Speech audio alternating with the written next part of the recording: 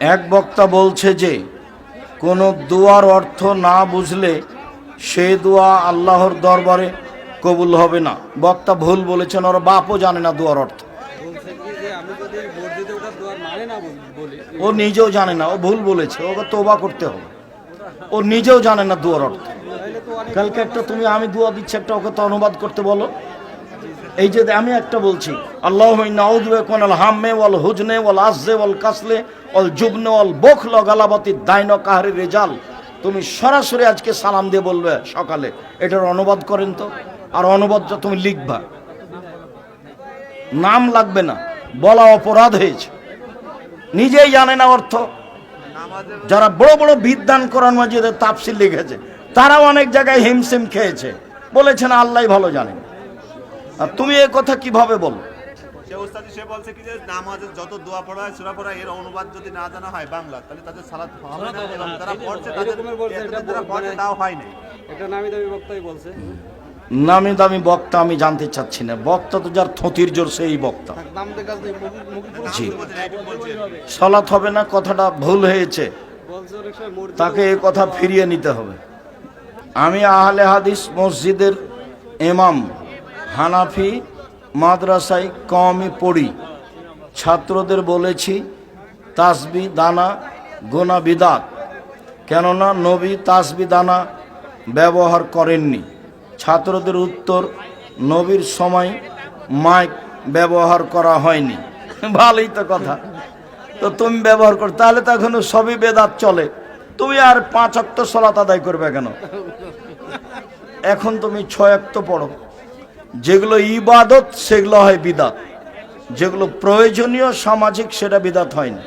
তাহলে তোমাদের বাড়ির চুলহা তো রাসূলের চুলহা ছিল না।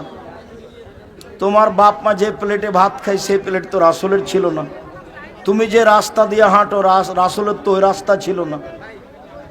হলো একটা, তোমার বুদ্ধি আছে কিছু? সালাম ফেরানোর পূর্বে আত্তাহিয়াত পড়ার পর কখন শাহাদাত আঙুল তুলবে? সর্বদা নড়তে থাকবে, শয়তানকে আঘাত করা হয়। মাতা পিতার প্রতি সম্পর্কে দুটি কথা বলুন। ও মাতা পিতা সম্পর্কে দুটি কথা। বেঁচে আছে অথচ তারা যত্ন নেয় না। মাতা পিতার খুব যত্ন নিতে হবে। ও মায়ের পায়ের নিচে জান্নাতে হাদিস সহিহ। বাপ মাকে অপমান করে গালিতে নিন্দা করে জান্নাত পাওয়া যাবে না, তাহাজ্জুদ পড়েও হবে না, হজ করেও হবে না। বইয়ের কথা শুনে বাপ মাকে অপমান করা যাবে না, বাপ মাকে সম্মান করতে হবে। আর বইয়ের কথা শুনে চুপ থাকতে হবে। রাগ করলে শয়তান তালাক দিয়ে ছাড়বে। আমাদের সমাজের কিছু আহলে হাদিস ভাইরা মুফতি, আচ্ছা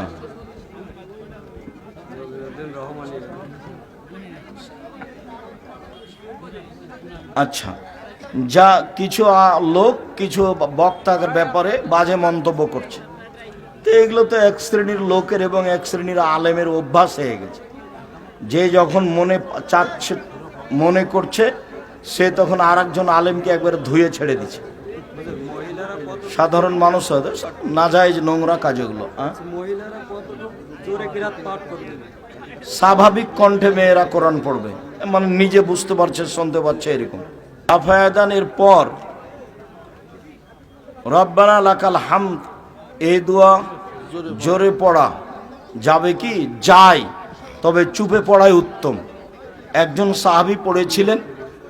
মর্যাদা যেটা উল্লেখ করা হয়েছে জোরের জন্য নয়, মর্যাদাটা আছে দুয়ার জন্য। আর সাহাবীরা আগেও জোরে পড়েননি, পরেও জোরে পড়েননি। অতএব সব মিলে চুপে পড়াই উত্তম। আর সলাতি হচ্ছে চুপে আমিন ব্যতীত। 2 সিজদার মাঝে আল্লাহুম্মা গফিরলি জোরে পড়া না, চুপে পড়তে হবে। বাংলাদেশ শুকরিয়া, জাযাকুমুল্লাহ খায়ের। আল্লাহ আমাদের যারা মারা গেছে তুমি তাদের কবরের শাস্তি মাফ করো। আমরা যারা অসুস্থ তুমি তাদের আরোগ্য দান করো। আমরা যারা বেঁচে আছি তুমি তাদেরকে তোমার রাসূলের পদ্ধতি অনুযায়ী চলার তৌফিক দান করো। মদের মতো হারাম কাজ থেকে আমাদেরকে বাঁচিয়ে রাখো। ইহুদি খ্রিস্টানদের নোংরা চালচলন আদর্শ থেকে আমাদের হেফাজত রাখো। তুমি আমাদের